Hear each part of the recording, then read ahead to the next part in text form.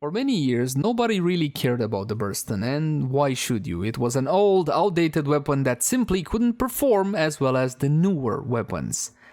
But with the new Incarnon Genesis adapter, this one goes from 0 to absolute hero.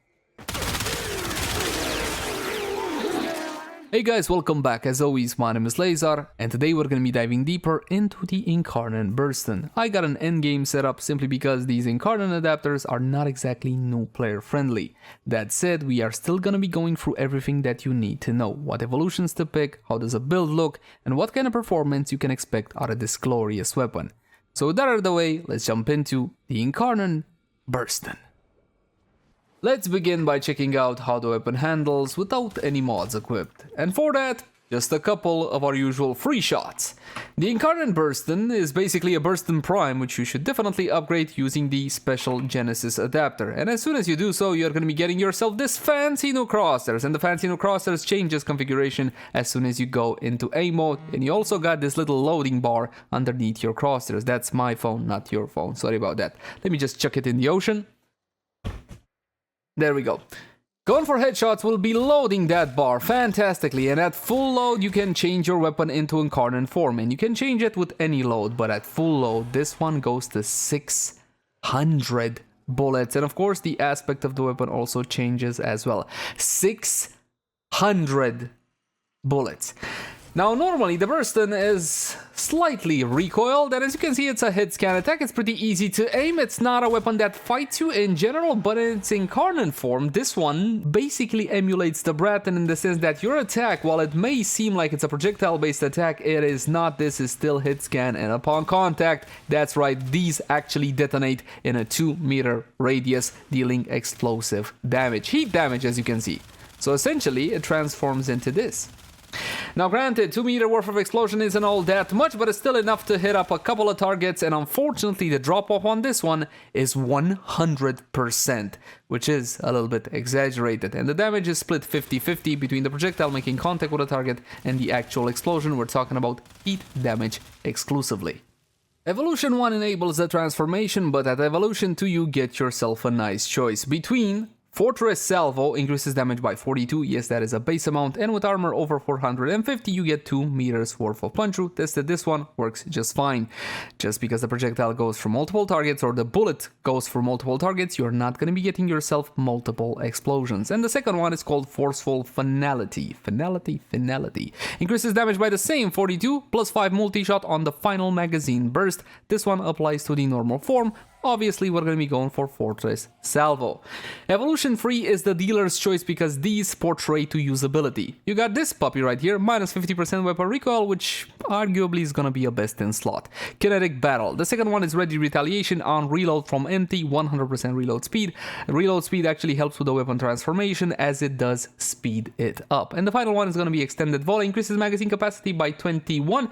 Normally you got 45 and you go to 66. It does nothing for the magazine of the normal form, nor should it, because again 600 bullets. So it's essentially a toss-up between Ready Retaliation and Kinetic Battle. I'm gonna be taking the minus recoil not only here but also in the excellent slot as well, because that's how the weapon becomes dead steady. But even without any minus recoil, it's still manageable. It's not a weapon that usually fights you all that much. And the final evolution with 3 fantastic options. First one, Reverse Rapture. On full burst hit, plus 20% damage, resets on reload. Once again, this applies to the normal form.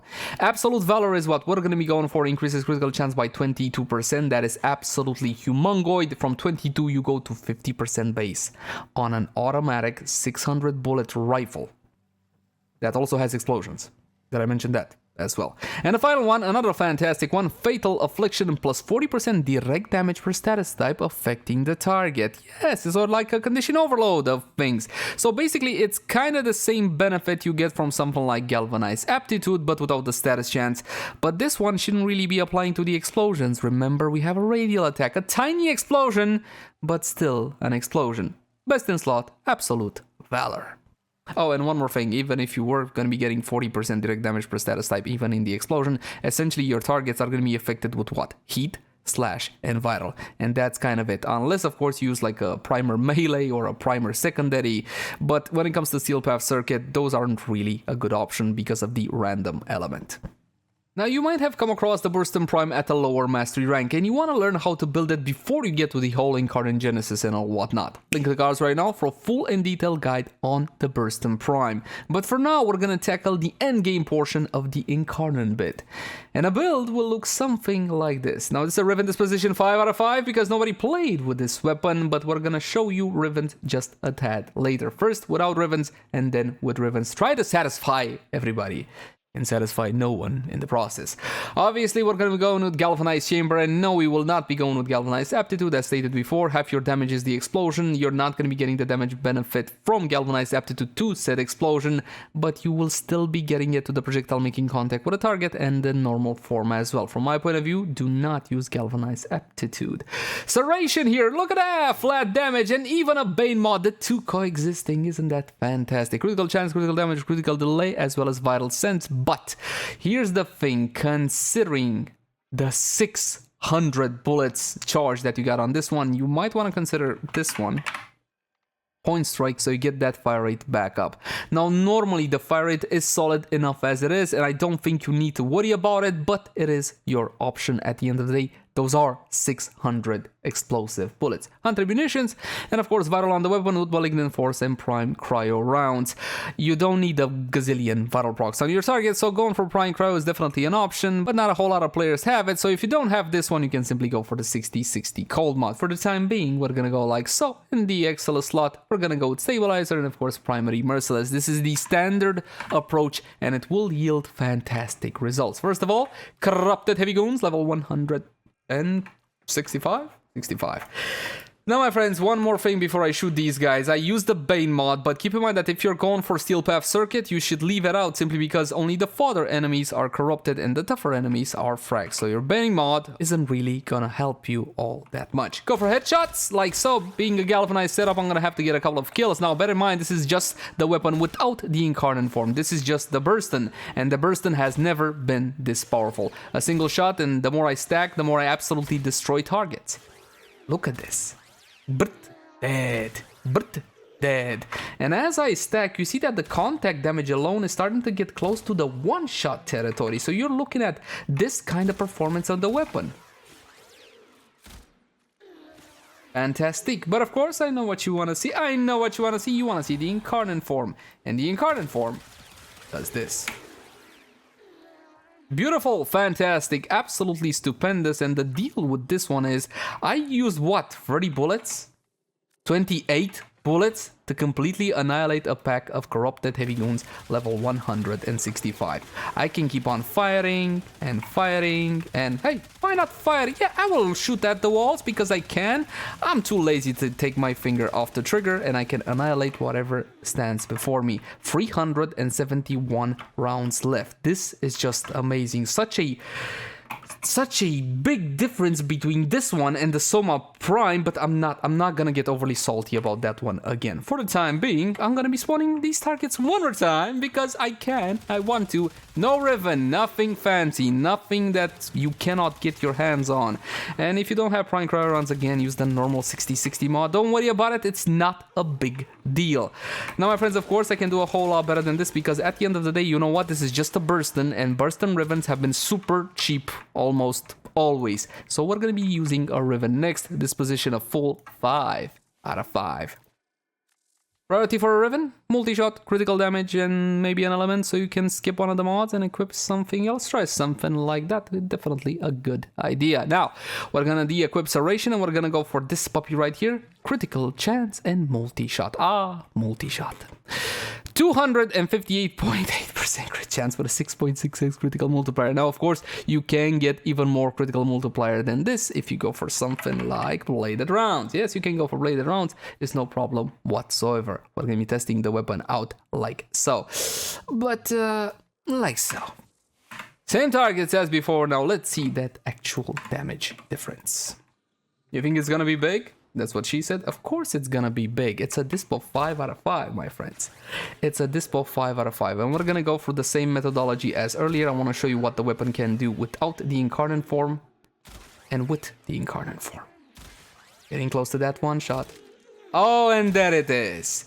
And there it is. The contact damage one shot, not even seeing the slash procs. Beauty flare. Beauty Flare. For the record, my slashes will be more powerful with the Bane mod that I just took out, but I'm biased towards it and I don't want it, so therefore I take it off. Beautiful, fantastic. Do you need more performance than this? My friends, you can go through everything that Warframe has to throw at you with a weapon such as this. It does not care. But perhaps you believe that these results are because they're standing still and yada yada yakety schmackety. Fine, let's go to Steel Path. Welcome to the Void, my friends. Now, as you can see, I got no buffs, I got no stacks, I got nothing but the Panzer Volpe, and I'm gonna show you a run from the get-go because I want you to see exactly how powerful this one is. No montage that might actually make the weapon seem more powerful than it actually is. 600 bullets. Now, granted, I do use Revenant, and Revenant makes it easy for me, but you know what? Everything goes. It's Steel Path, so definitely use the setup that you like. Is there any point for me to tell you that this is just gonna destroy whatever stands before it? I mean, the only reason I'm here is just to make sure you guys believe this level of performance. And look at my bullets. 500 left and I completely annihilated already, like, I don't know how many targets. As you can see, the weapon has no issue whatsoever in annihilating whatever stands before it. I do believe this is the capture target, going cloaked but still being awfully dead there now, aren't ya? What else can I show you? What else can I show you? Oh, how about an Acolyte, huh? Flash, flash. You know what that means? It's Santa Claus. We got Torment and I kept my magazine full because I want to see how many bullets it takes to actually kill Torment. And here it is. Here she is. Here it is. I don't know. It's a he or a she. And fire. There's something here. Went invulnerable.